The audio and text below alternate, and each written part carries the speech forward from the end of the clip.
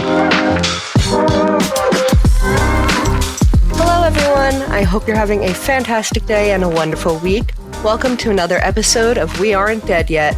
I'm Emily Armstrong, creator of the TTRPG system Quests and Quarrels, as well as the settings Beckett-Build, Culinary Punk, and Elder Space. I'm here with Dazzlecat. Hello, I am Dazzlecat. I am the creator of the TTRPG Meaty Bones, as well as the worlds of Pangorio and Hypnosium. I am here with Safa. Hi there, my name is Safa Burnell. I'm a best-selling cyberpunk and mythpunk author and an editor for a small press. I've been in the fiction sphere for more than 15 years, and I'm going to remind everybody today, don't worry, there's always something we can do, because we aren't dead yet.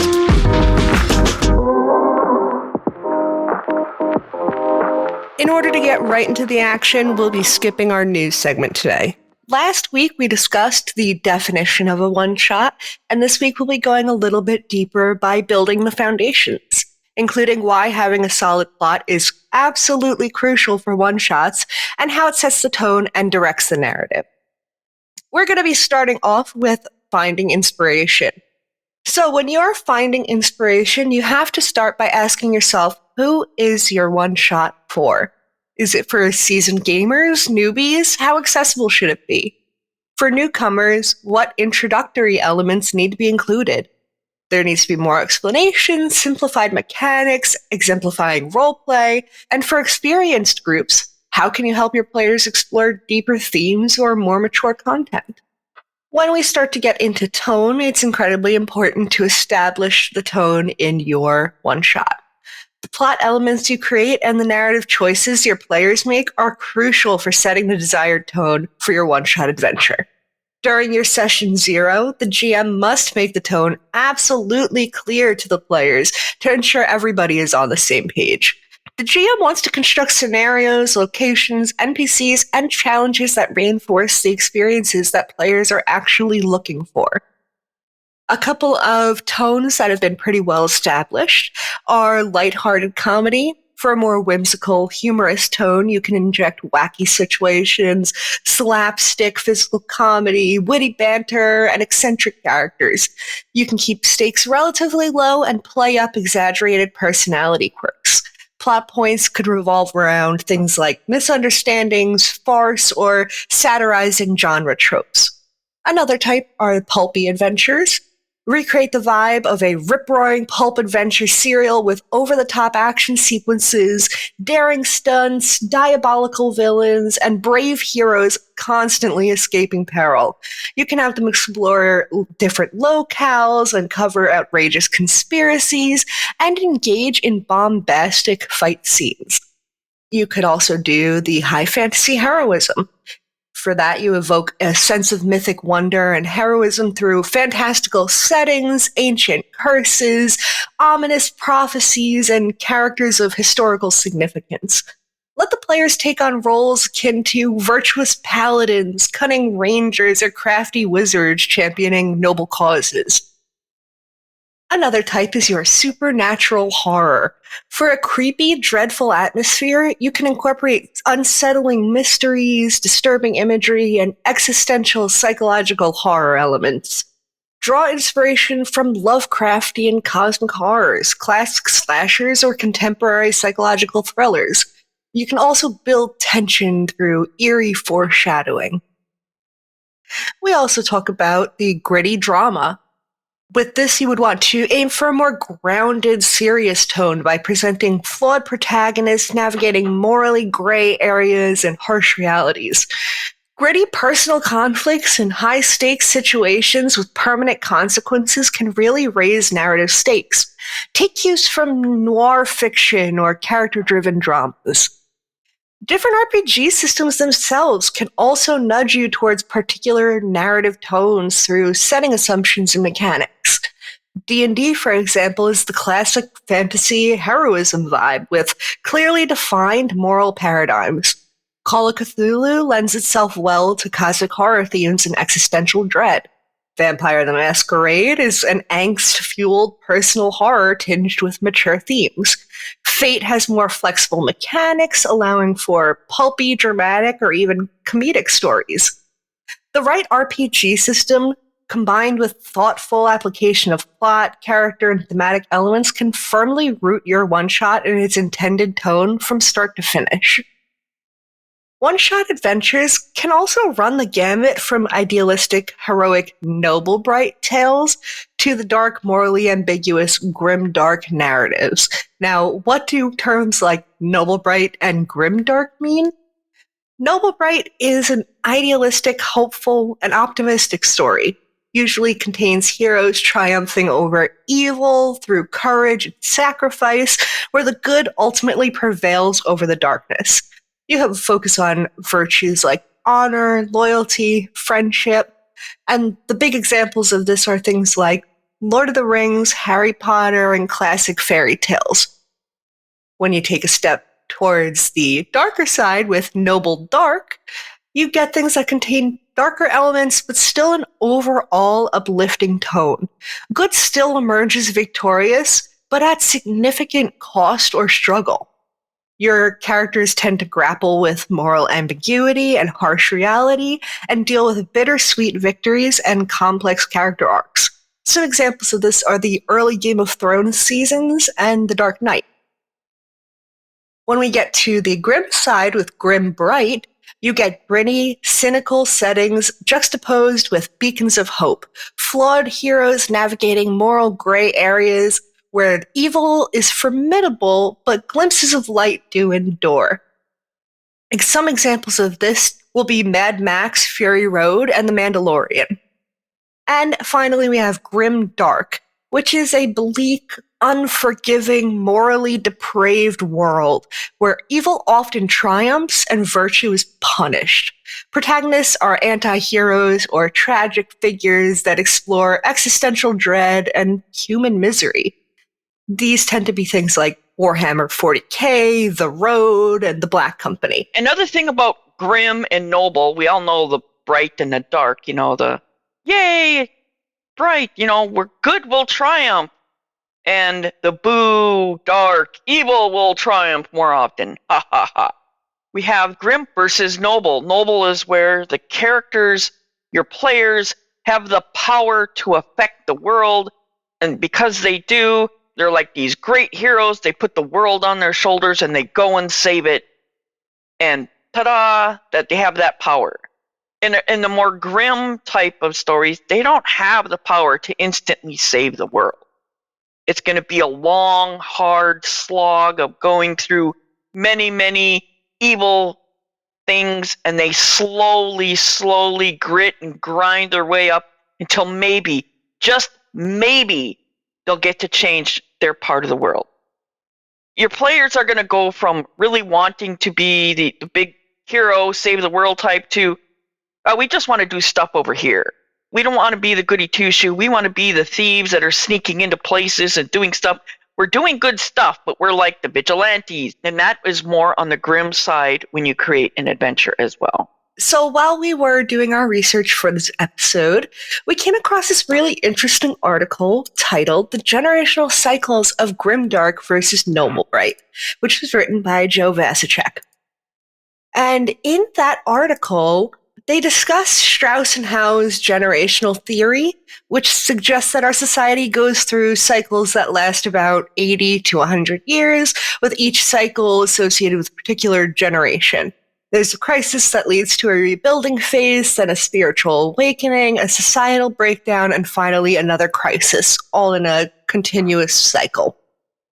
This article by Joe Vasicek suggests that each turning resonates with certain fantasy elements.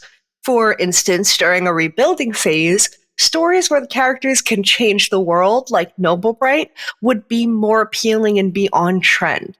The article goes on to propose that as we move through these cycles, the popularity of fantasy subgenres also changes. Grimdark was really big during our last crisis, but as we move into a new turning, they think that we may see a rise in noble dark fantasy. I really found this rather enlightening in that you could put the four main points of the turning that starts off with strong people create good times. And then you swing around to the next peak, which is good times create weak people. And then you go to the third peak, which is weak people create hard times.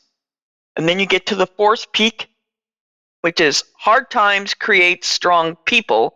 And then we get to the top, and then it swings back to the top and goes round and around like a wheel. Yeah, in this article, they talk about this predictable cycle. They list a couple of novels for each different section of the cycle, each different turning, as they say. And I totally believe it. What did they say we're in right now? We're in a grim dark? Yeah, we're in a grim dark. We're at the peak. I also think that this works for your play groups, especially if you're going on a long campaign or you've been playing with your group for a long, long time. You and your friends get into these cycles. Until I read this article, I did not realize that this is what we were doing. As our groups go, we start off, we want to be the noble. We start off with, hey, we're going to be heroes. We're going to go defeat the big bad dragon. Yay, that's what we're doing. Yoo-hoo. And then it starts to wane a little off that. It's climbing a hill to the peak of Noble Bright. And then you start wanting to get into more other things. So you're going downhill and you're heading just towards just pure Bright. This is where you start to get into, well, let's add some of that political intrigue into here, The world isn't running perfect. The governments aren't running perfect that we're clashing with. Now we're going to have more of that intrigue coming along. And then we hit that point where we're all in, and this is the pure Bright. This is where we're going to defeat the big corporation if you're playing in a more modern setting. We're making all these bad choices. We're going to go supplant them with a better person. He's weak. He's been taken over by, and then you start getting from there. We're tired of saving everybody. We want to start doing our own thing. We're going to do little things. We want to start saving more of our family, the characters' backstory, friends that they know, and you start heading towards the grim Bright. Good is always going to win. You still have that vibe, but you're not feeling like you're the ultimate superhero anymore. You're starting to feel more gray. Your morals are getting questionable because you've just dealt with sticky political situations in the government. And so you're starting to not feel that vibe that the kingdom is great anymore. But you're still going to go out and you're still going to do the good things. And then you hit the full grim. Everybody is bad. All the nobles are bad. Whatever the ruling government type thing, it's all bad. And so your characters are fully into their grim mode. We're going to be the rebels. We're going to be the outlaws that are going to fight against all this. And we're going to save the people one little tricky step at a time. And so you start dancing in the shadows and like that. And your players are going along with that. And then you start heading up another peak of playing more and more into that. And they fully get into the grim, dark. Not only is it just political, there's something behind all these evil politics, and it's spooky, it's evil. It's Vecna. Is that what's now come out everywhere? It's not just, politics, blah, they're bad, government, whatever. It's deeper than that. It's darker than that. We're in the shadows and we're fighting darker things, it's still secret. Then you get to the full fourth turning. It's all hard times for everybody. And these hard times start creating strong people. And you start seeing that. And these people become beacons. And so your characters are like, well, we're going to go and we're going to support them. They're still the rebel. All the beacons of hope are still rebels against all the darkness that's been taken over. And that's going to lead back to getting up into where it's more noble dark, where evil is still predominant. But now now the players are becoming the heroes again. They're donning their capes and they're ready to put on their shoulders the fate of the people in the world to the extent that they're going to change. They're going to go out and kick Vecna's butt right out of here. And now they're at the peak, back to the first turning where strong people create good times. You kick Vecna's butt out, and now it's back to where you started from. And you can do it again and again. Because people do get tired. But when they get tired of playing something, they go through the same cycle of how they want to play this stuff. At least my groups have been like this. And then we get back to the top and we start it again. I think there's a lot of really interesting information that you can gather from the media trend cycle. We see this with most existential crises. The major media trends will almost always have a huge shift in tone. And it's the same with TTRPGs. Speaking of TTRPGs, we need to consider the system we're writing it for. and the setting we intend to run it in, or that we're writing it for as well, if you're making it published, or if you're doing it just for yourself.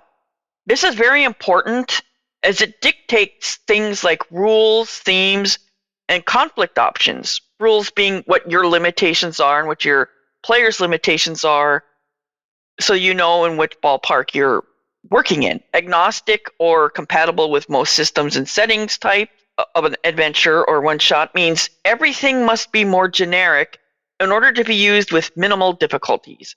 It doesn't mean it has to be as bland as vanilla, but I mean, you can add the spice in there, but you have to do it in such a way that it's not too unique. If it is unique, you have to put rules for it in there.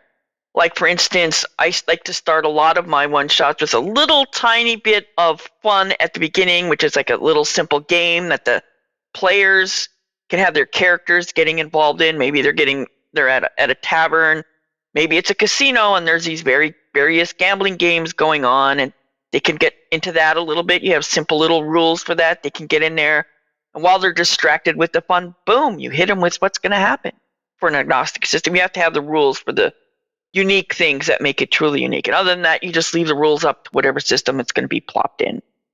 Another thing about it is this a one-shot intent on teaching your players how to be in a system and how to use the new rule set?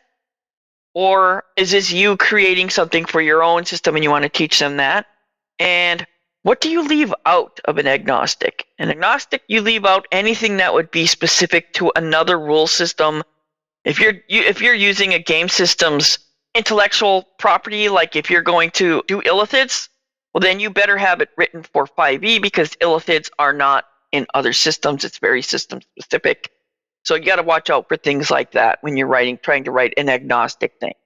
The most important thing, though, when you're doing this, when you're figuring this out, is how will it end? How will it end is the most important thing of a one-shot, because this is what the whole thing is. The climax means everything to a one-shot. This is the pinnacle of the whole session that everyone has been leading up to and is an absolute must. And this right here, this particular point, is the point at which I start creating my one-shots. So when you first start your one-shot, where do you begin? I know personally, I like to begin by exploring ideas. I like to go through my favorite books and movies and find scenes that would make great adventurous moments. You can take different genres and different tones, tap into your personal experiences, interests, even current events for unique premises. Write everything down, all the ideas you find, and build your collection of ideas. Stuff them in a binder. Trust me, the binder of someday ideas is vital. Every game master should have them. Yep, exactly. If you have a notes app on your phone, that is a fantastic way to start building your collection of ideas. My notes app is wild. Half of the things on there I don't remember putting in there, but I'm so glad that I did. Having some sort of place to keep all your ideas, write them down at a moment's notice is really, really important for creatives of all types. For me, I have the Google Android phone that has the pen. So I literally can take the pen out of my phone and use my phone like a notepad whenever I want. And that has been so fantastic, not just for TTRPG content, but also for doodling. I do a lot of art nowadays for Culinaria. So I constantly am pulling out my phone and doing weird little doodles, little ideas, jotting things down. It's really fantastic to have some sort of tool to take notes on with you at all times. And another way of getting creative ideas is to just brainstorm. When developing the foundation for your one-shot adventure, having a few creative brainstorming techniques in your arsenal can really help spark unique and engaging plot ideas. Getting out of your normal train of thought and thought patterns can breed surprise and novelty. One method is using random generators or even story cubes. Random generators, either digital or analog tools like the story cubes, can provide surprising narrative prompts to build from. By embracing the unexpected combinations they provide, You could stumble into fresh premises you'd never think of otherwise. Or you can even roll an online plot hook generator or lay out a spread of random images or words, then use your imagination to stitch them together into an intriguing setup. What begins as a dwarf, a singing sword, and a chest may transform into an entertaining one-shot. Or you can even blend disparate inspirations. Rather than staying in your comfort zone, expose yourself to wildly different media, genres, time periods, or even conceptual influences. Then have fun combining those contrasting elements into imaginative new hybrids. What if you blended Wild West with a cosmic horror story, which is what I'm doing with Elder Space? Or a medieval European folktale with sci-fi cyberpunk ideas. Mashing up unlikely sources can produce unconventional hooks. It's like X, but in the world of Y. Like, this is something that I really love to do. This is kind of my wheelhouse of where I get a lot of my inspiration from, is finding two things that are so polar opposite from each other and making them work in a weird way. Another way to gain inspiration is by collaborating with your players. Your players' own interests and creativity can serve as fertile grounds for plot concepts if you open up the process to collaboration. Survey them on settings, themes, characters they'd love to explore, and then incorporate their input. You could crowdsource an entirely original story concept, or let them lightly sketch out world details for you to run with. The sense of shared investment enhances the buy-in. And finally, you can draw from your own personal experiences. Looking inward to your own background, relationships, fears, and values can often reveal emotionally resonant narrative seeds to nurture.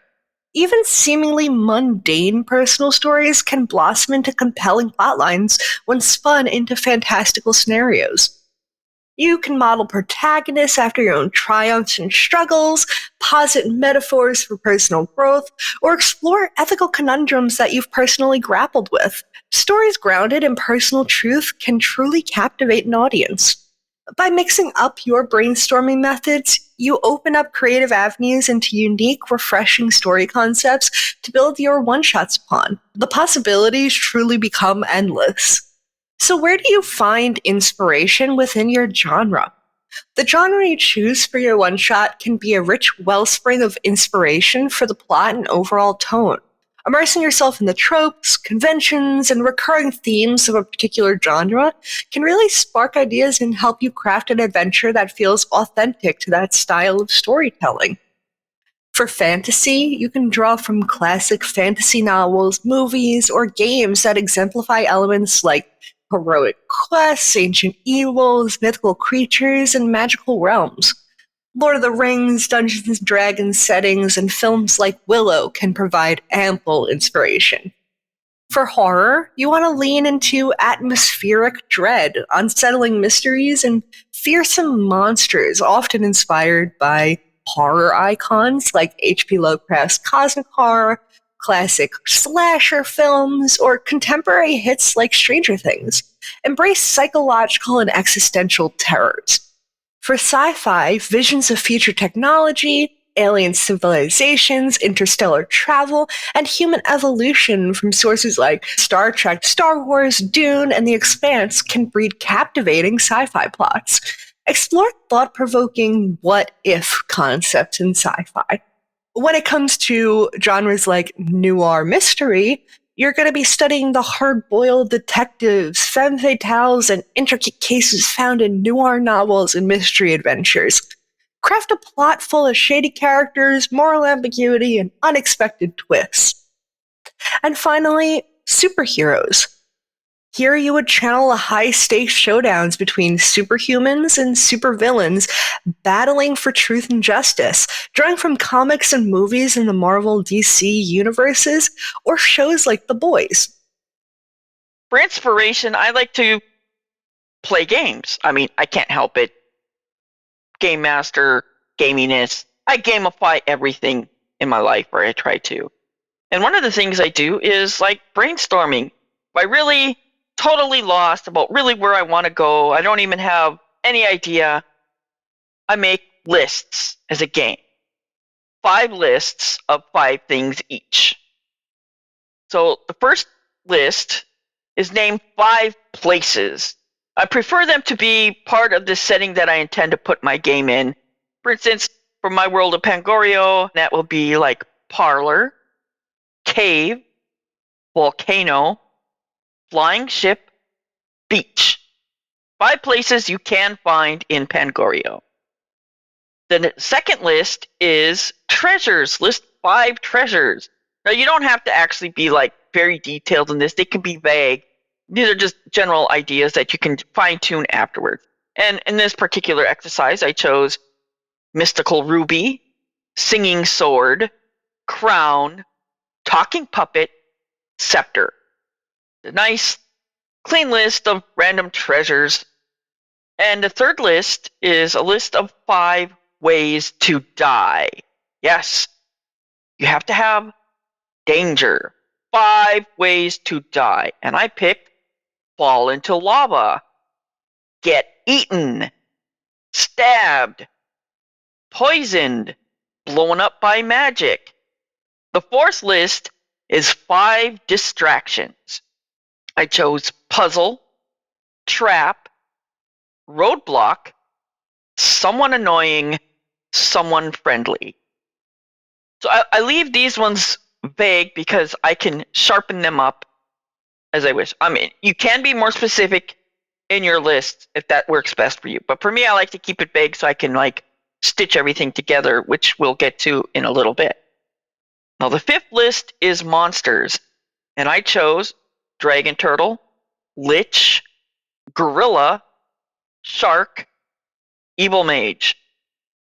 Now I have 5 lists.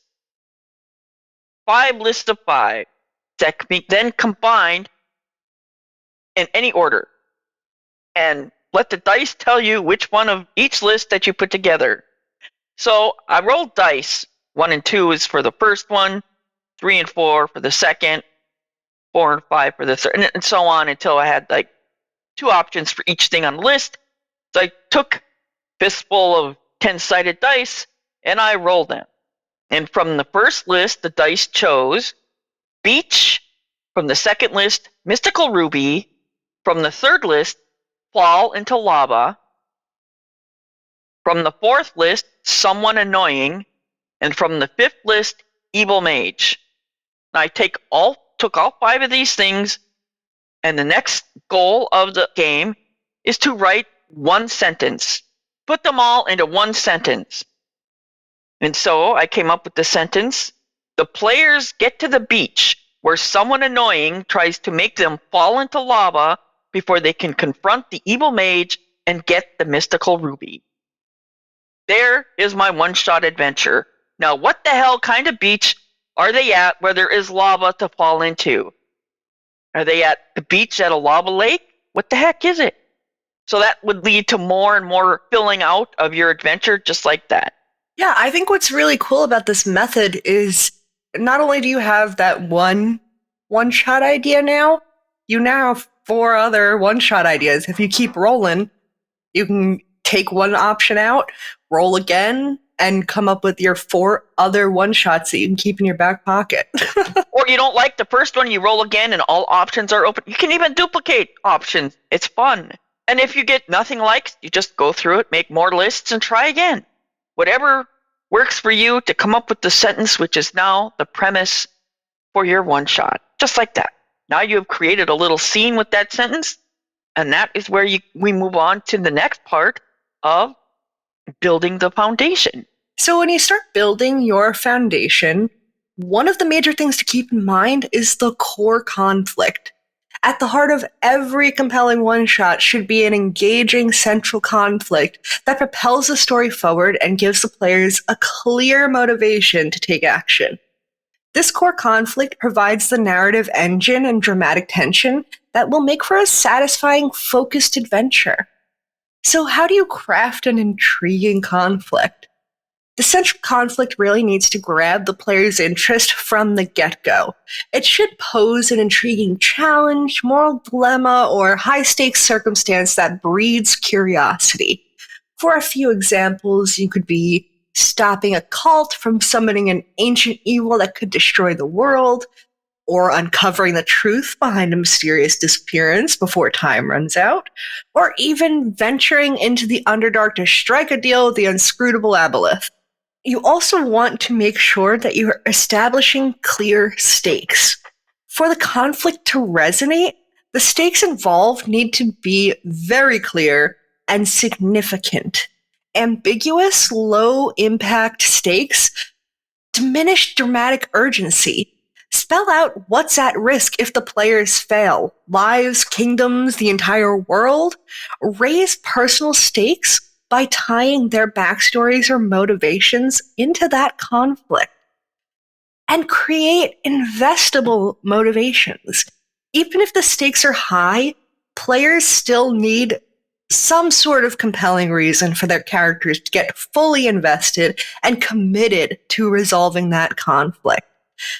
I do think this is something that is partially, if not completely, resolved during a session 0. All of your players should already come into a one-shot working together, but you also need to take on some of that responsibility during the game as well.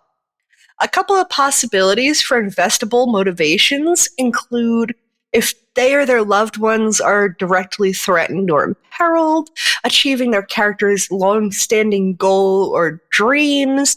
Maybe they have unique skills, knowledge, or abilities that are critical to the mission, or their moral convictions or values spur them to get involved. In a one-shot, sometimes players come in and they're going to run maybe pre-generated characters.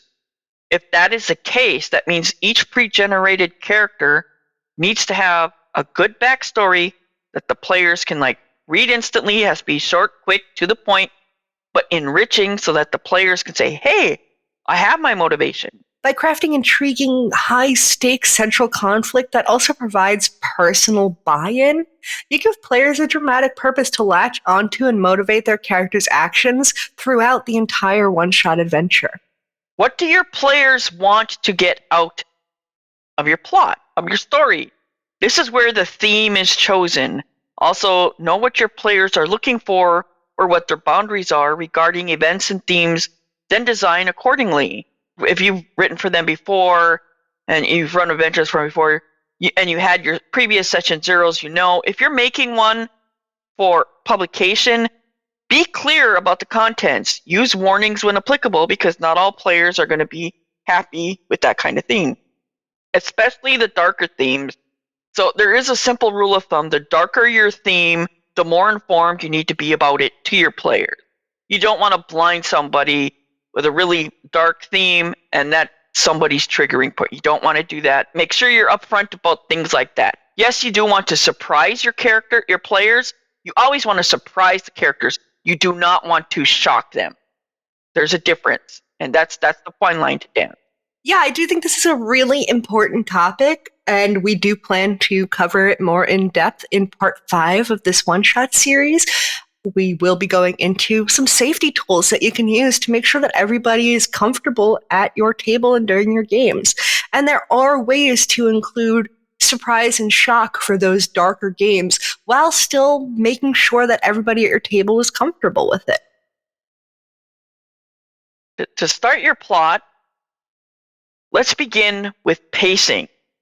Pacing is important because you need to determine how long the session is going to be. Back in the day, 4 to 6 hours were the average, with many running much, much longer.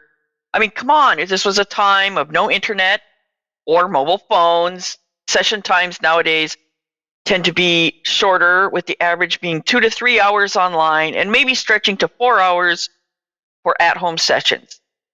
If you are making one-shots for public use, plan for 4 hours. The introduction and finale together will take, on average, about 1 hour to play through. This takes into account the time for game mechanics and the usual conversations the players hold. The intro part is the shortest, and it is there to set the players on the path and help them get into the mood of the one-shot. The finale is expected to take 45 minutes or so. That's on average. And it also depends on how many players you have. For a group of 4 players, aim for 45 minutes. This leaves us with 3 more hours to plan no more than 4 encounters, each expected to take no more than 45 minutes to get through. These encounters all serve to get the players from the intro to the finale and should be interchangeable and optional. They can also all be presented, and the players can then choose between them, with the game master making the remaining choices unavailable if they are running short on time. Why? It is these middle encounters where the adjusting for time of a session is conducted. A game master can simply remove encounters to fit into a shorter time with a reserve of extras already made in case their players are faster than the average. So when you write your one-shot, you want to think, what is the longest possible path to get from the intro to the finale that will fit in my 4-hour section? So you want to cram as much as you can into that section, but know that each one of the places in between is optional. It is always good to have a different means of getting the same type of information, so that if the players decide to do one, you can throw another one that has a near duplication of it to get them to where they need to go. If they're going through them fast, you can just add more details to it. This is where a lot of the improv comes in. The flexible game master has to be able to just spout off some extras. As a side note here, this is where, when you put your adventure background, all the extra details you put in there, if you need more, because your players are really going that deep, if you need more, you draw from the adventure background. Because the adventure background will tell you a lot of things that aren't actually going to happen in the encounters, but they're there to be your backup plan in case your players get really curious about things. And instead of you going, you could just plop something out of there and stick it right in. And so that's the biggest reason for an adventure background. It's also meant to hook the dungeon master or the game master into the adventure to then want to run it for their players. After we get our pacing decided for our plot, the next thing we do is the structure. Once again, the intro sets your players up with mood, tempo, and flavor. It is here where I have them begin by doing, or about to do, something fun when, oh no, something happens. I like to use these fun moments to get them to relax with each other, get to be used to playing with each other in a fun little way. And just as they're settling in and fully invested into doing this fun little maneuver, that's when you strike with the actual rest of the one-shot. I generally like these first beginning intro parts to be very easy style of combat, where the players can easily defeat the enemy and gain confidence in the mechanics of their characters, because in one shot you got to test them out. This also will clearly give them a taste of the problem and fully hook them into the plot. An example of this is my one shot called Sweet Dreams. And the intro here, the players are planning to go have a night out on the town when they are suddenly attacked by flying fried eggs. They also discover that all their coins they were about to spend have been turned into butter cookies. No more gold, no more silver, nothing. After the intro, the next 4 encounters will vary greatly, but at their core will all point to either the finale or a linchpin middle encounter. Now, the linchpin is like, if you want to put a little plot twist in there, that would be your linchpin. So you have to have, from the intro, they have to get to this linchpin. So it's like a mini finale that, there's a revelation, and then that revelation will send them to the actual true finale. It's riskier having a linchpin because this increases your time. You have to really plan on how you're going to make it. I always make my linchpin encounters very short. This is almost always a social one or a quick a chase, something like that it can get through quick so that it can get into the next major type of encounter. The only exception to these next 4 encounters is the linchpin, and I'll get into the linchpin later. But getting back to these regular interchangeable ones, these can often be social and depend heavily on the game system or type or theme that you want to make. For instance, horror. This is where someone disappears and there is a terrible bloody streak that suddenly ends at a wall or a cave or a locked door, crate, chest. Perhaps there is a horrifying scream and the friendly bard cannot be found. Maybe a PC has a nightmare and wakes up screaming. The scares need to be sudden, but not unendingly continuous, or you make your players immune to the finale. If you want to see horror scares done really well and effectively in a TTRPG one-shot, you should go watch Dead Aussie Gamer GM my one-shot of Park Ranger Rescue on World Anvil. He does a fantastic job. I will never forget, without spoiling anything, the child scare in the Park Ranger Rescue one-shot. It was one of my favorite things that I've seen performed. It really was a performance. Definitely check it out. It's horror done in a really interesting, fun way. It was amazing. I'll just say that. It was absolutely amazing. Worth watching. Go do it. Another type is cozy comedy. Cozy has little to no violence, and so conflicts are resolved by tricks or gentle solutions and conversations, while comedy, like horror, needs to be timely and not constant in order to work well. Okay, and the next one is mystery. There's lots of investigating and finding clues. How much combat there is can greatly vary. It also, interesting enough, goes very well with horror. It's not just about escape, right? You have to know what you're running from, right? It's all the people you scream at on screen to not go look at the thing that's making the noise in the attic, and they do it anyway, those idiots. No! Go to the car that's running and ready to go. Don't go down into the cellar. Another type is the heist. There are two modes of thoughts on heist, and I really want to clarify in this first. There is a mode of thought that all adventures are a heist because you're trying to take something from someone. Maybe you have to kidnap this girl because she's in a forced marriage and the ceremony is going to happen at midnight and it's going to be something really bad for her. That's a heist. Are you telling me that Shrek is technically a heist movie? It is. It's all about stealing somebody from a dragon and the consequences thereof. But that is one type of heist. But the heist that I am talking about is the classic heist, Ocean's 11, where they're going in and they're planning this. There's always the element where you have to discover things, and there's very specific points to a heist. And if you really look at all the things you have to do it in a specific order or it's not going to happen. You have to case the joint. You have to bypass the security. Whether you have a distraction, you have to have an exit. It can be loosely like a heist, and when you're doing it specific in a highly tight controlled security environment, the players have to run their characters in a very specific sequence or it's not going to work out. So this is probably be the most railroady of railroady types there are. I think you can give your players an illusion of choice in these heists more than the actual choice that they're getting. You can be railroady in a sneaky way rather than an in-your-face way in these heists.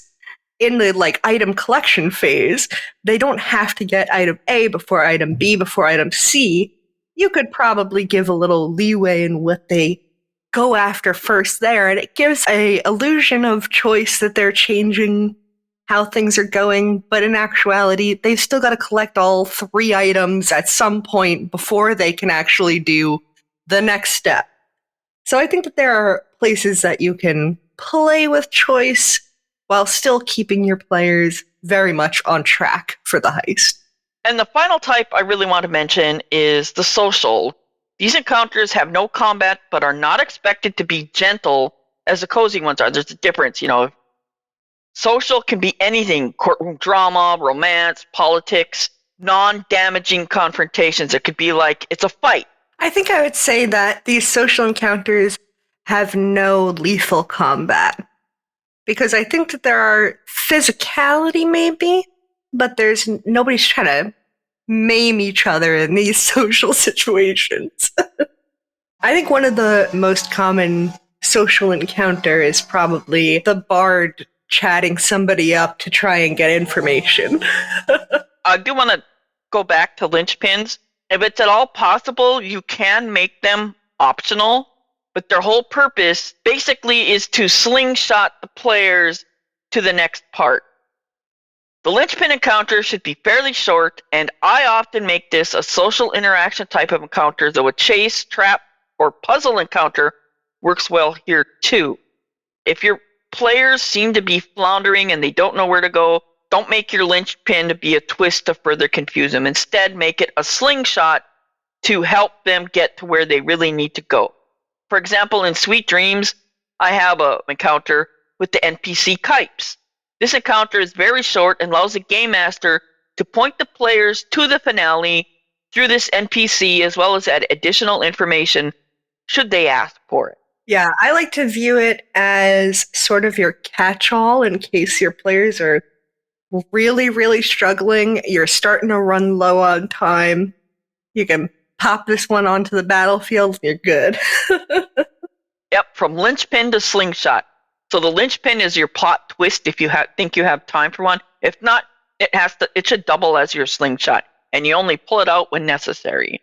The last one you want to get rid of because you might need it. But at the same time, it's the last one you want to plan for because you hope you don't need it. And finally, the last encounter, the most important encounter, is the finale. This is the big climactic fight. It is here where the players succeed or fail. It is up to the game master to then present them with the end. What happens if they win? What happens when they fail? It's the game master's call. That call will be entirely based on the theme of the one-shot. It has become a trope that this is where the players can make that heroic sacrifice to save the world and die victorious or in defeat.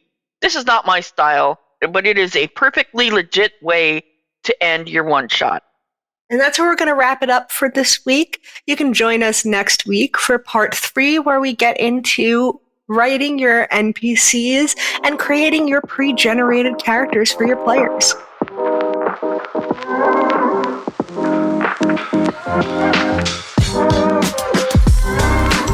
And with that, all you rebels, writers, and gamers, we're wrapping up another mind-bending episode of We Aren't Dead Yet, your go-to for all things TTRPG and speculative. Stay wild, curious, and keep defying the ordinary. Until next time, hit up WADY at vraedamedia.ca/WADY. That's VRAEYDAMEDIA.ca/WADY. Like and subscribe, share with your friends, check out our merch store. We'll see you next week for more news, views, and hullabaloos. So keep the fires burning, the dice rolling, and the pages turning. And remember, there's always something we can do, because we aren't dead yet.